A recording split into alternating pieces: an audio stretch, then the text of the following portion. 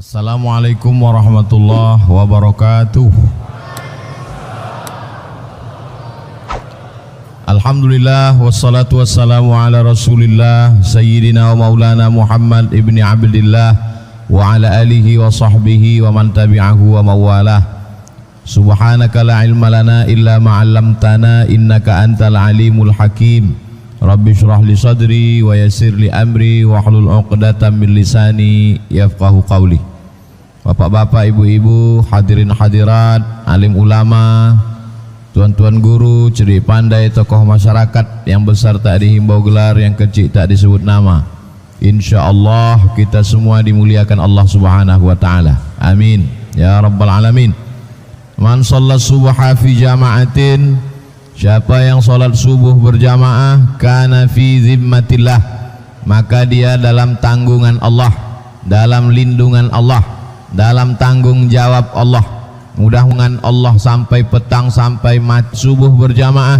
Summa qa'ada yadhkurullah, setelah sholat subuh dia tidak pulang, dia duduk berzikir.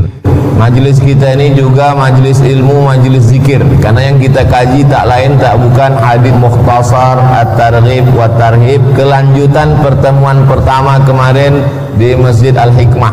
Ini pertemuan kedua. Sampai Desember kita ada 12 kali pertemuan insyaallah. Qa'ada yadhkurullah, duduk berzikir mengingat Allah, hatta tanah 7 insyaallah. Setelah itu yusalli rak'ataini, salat sunat 2 rakaat. Bagi yang melafazkan niat, usalli sunnatal isyraq, pakai qaf, usalli sunnatal isyraq, rak'ataini 2 rakaat lillahi ta'ala. Salat subuh berjamaah, duduk berzikir mengingat Allah sampai terbit matahari.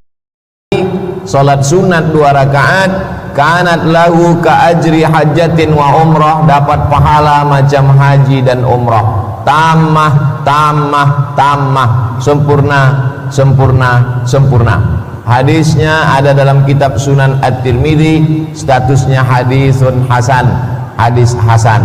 Paling tidak sepekan sekali kita buat. Sanggup tiap subuh, tiap pagi, bagus. Tak sanggup, paling tidak hari Sabtu, hari Ahad, hari libur, solat subuh berjamaah, duduk di masjid berzikir mengingat Allah sampai terbit matahari. Solat sunat 2 rakaat. Doa Nabi, Allahumma barik li ummati fi bukuriha, berkahi umatku ini di waktu pagi. Oleh sebab itu, orang paling cepat bangun pagi, paling awal melaksanakan aktivitas, dialah yang paling banyak keberkahan yang diberikan Allah. Mudah-mudahan hidup kita, harta kita, keluarga kita, ilmu kita, semuanya berkah sampai akhir hayat insyaallah. Menghidupkan pengajian di masjid raya tak sama dengan masjid yang lain, karena masjid raya adalah simbol. Masjid raya adalah simbol Islam. Masjid raya tidak hanya simbol Islam tapi juga simbol Melayu. Bagi saya masjid raya ada kenangan khusus, karena mimbar inilah tempat saya khutbah pertama yang diviralkan orang waktu bercerita tentang keruntuhan Turki Utsmani. Ini mimbarnya beberapa tahun yang silam. Lalu kemudian masjid raya ini pula tempat saya menyampaikan hadis Arba'in Nawawi sampai hadis yang ke-21 baru diingatkan tadi. Maksud pengurus mengingatkan itu sebetulnya bahasa halus, kapan dilanjutkan hadis ke-22. Paham saya itu. Masjid raya ini banyak orang salah sebut, kita jangan sampai salah. Di mana pengajian subuh tadi? Masjid raya Pasar Bawah. Tak tepat. Masjid raya Pasar Bawah itu tempat belanja. Yang tepat adalah Masjid Raya Senaplan 1723. Yang muda-muda jangan sampai lupa, yang tua boleh. 1723. Ingat, 1723, 1723, 1723. 1723 adalah awal asal muasal kerajaan Melayu Siak Sri Indrapura. 200 tahun sebelum kerajaan Saudi Arabia. Kerajaan Saudi Arabia yang menguasai Makkah dan Madinah 1923 1924. 200 tahun sebelum itu sudah berdiri tegak kerajaan Siak. 1723. Bukan di sini, di Siak. Nanti kita buat acara ziarah bersama ke makam sultan di Siak. Lalu kemudian pada fase berikutnya ada seorang sultan bernama Sultan Abdul Jalil Alamuddin. Sultan artinya orang yang punya kekuasaan, diambil dari kata sultan. Orang yang punya kekuasaan itu namanya sultan. Abdul Jalil. Sunnah memakaikan nama anak menggunakan asmaul husna. Abdul Jalil, Jalil yang maha kuasa, maka dikasihnya lah nama anak itu Abdul Jalil. Alamuddin, simbol agama. Sultan Abdul Jalil Alamuddin mendirikan masjid di tepi sungai Siak. Begitu tradisi mereka, raja-raja Melayu Islam zaman silam. Mereka mau mengekalkan abadi namanya sepanjang zaman, mereka bangun masjid. Beda dengan pemimpin-pemimpin sekarang, dibangun gapura kota. Tiap malam minggu, malam ahad dapat dosa jariah mengalir anak muda pacaran di situ. Tapi Sultan Abdul Jalil tidak. Yang dia bangun adalah masjid. Maka awalnya masjid itu bernama Masjid Alam, diambil dari nama dia. Lalu kemudian berubah menjadi Masjid Nur Alam, cahaya. Alam, Alamuddin, tokoh simbol agama. Dilanjutkan oleh anaknya bernama Sultan Muhammad Ali bin Sultan Abdul Jalil pada tahun 1762. Masjid Alam yang berubah menjadi Masjid Nur Alam, lalu kemudian sekarang dikenal dengan Masjid Raya Senaplan. Inilah tempat kita ini sekarang. Berapa tahun sudah umur masjid ini? Buka kalkulator, hitung sendiri. 1762, 2020. Untuk sultan-sultan Melayu yang sudah menegakkan Islam, mewakafkan tanah, mendirikan masjid, lahumul fatihah. A'udzubillahi minasyaitonirrajim. Bismillahirrahmanirrahim. Alhamdulillahirabbil alamin arrahmanir rahim maliki yaumiddin. Iyyaka na'budu wa iyyaka nasta'in ihdinas siratal mustaqim siratal ladzina an'amta 'alaihim ghairil maghdubi 'alaihim waladdallin. Amin.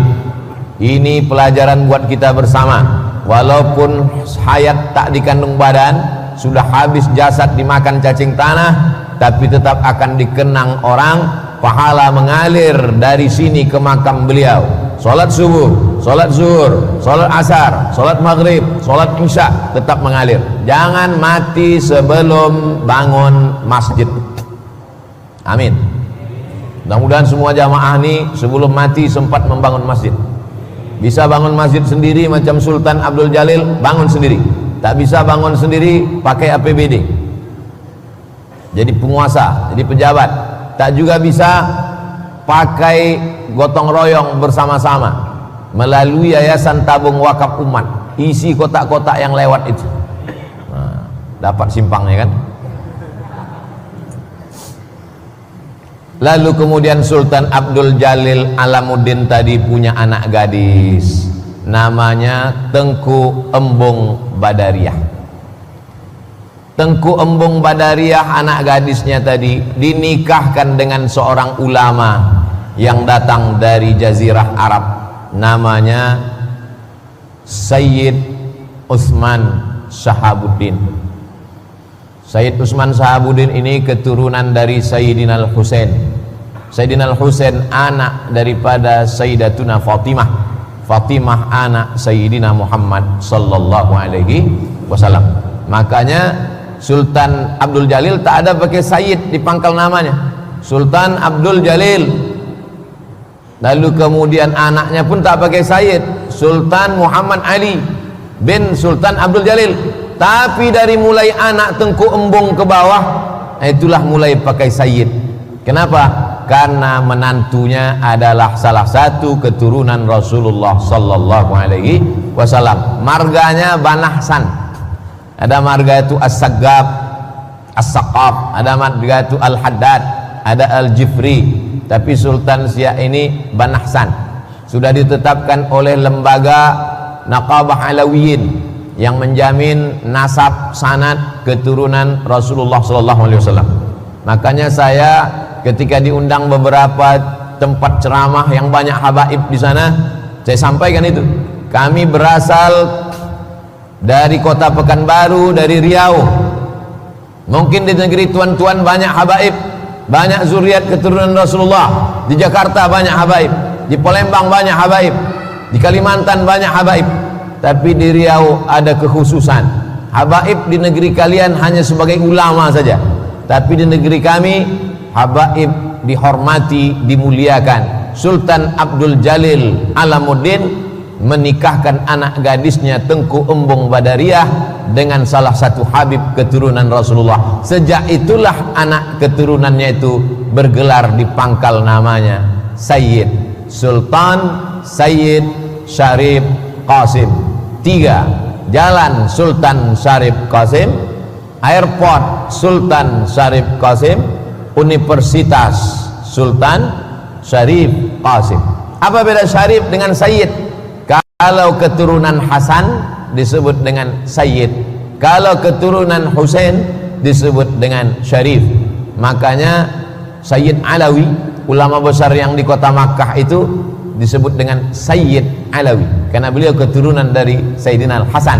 Sedangkan pemimpin Makkah dulu sebelum kudeta 1924, pemimpin terakhirnya bernama Syarif Husain.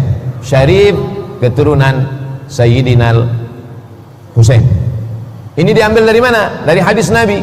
Kata Nabi, innal Hasan wal Husain sayyida syababi ahlil jannah. Sesungguhnya Sayyidina Al-Hasan dan Sayyidina Al-Husain adalah pemimpin pemuda penghuni surga. Mudah-mudahan kita nanti masuk surga berjumpa dengan Sayyidina Al-Hasan, Sayyidina Al-Husain.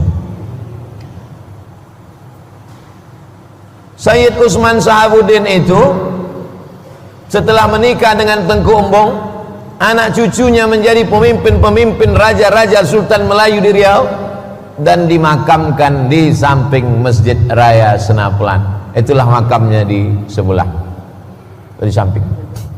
Ada orang Pekanbaru seumur hidup tak pernah ziarah ke makam Habib, tak tahu dia, baru subuh nih tahu. Tak apa-apalah, daripada sampai mati tak tahu. Ziarah orang mau bulan puasa, wali kota, gubernur, pejabat-pejabat ziarah orang, ziarah juga dia. Siapa yang diziarahi tak tahu. Nah, ini halakam ru'un lam ya'rif qadrahu. Orang celaka adalah orang yang tak tahu sejarahnya. Itulah sekelumit tentang Masjid Raya Senaplan, tentang Sultan Abdul Jalil Alamuddin, tentang Sayyid Utsman Sahabuddin. Mudah-mudahan kita mendapatkan keberkahan dari perjalanan hidup mereka, insyaallah. Amin ya rabbal